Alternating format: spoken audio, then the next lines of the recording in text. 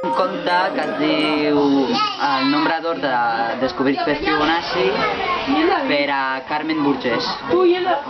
Comença a l'Itàlia del segle XVIII on un noi que el deien somiador va descobrir el nombre d'or, que gràcies a aquest nombre es podia fer una espiral en una representació gràfica.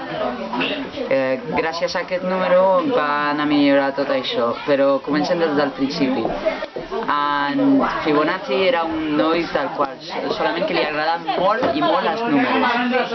Quan va tenir uns 16 anys va anar a la universitat i li van dir somiador, perquè sempre pensava en números, fins i tot quan dormia.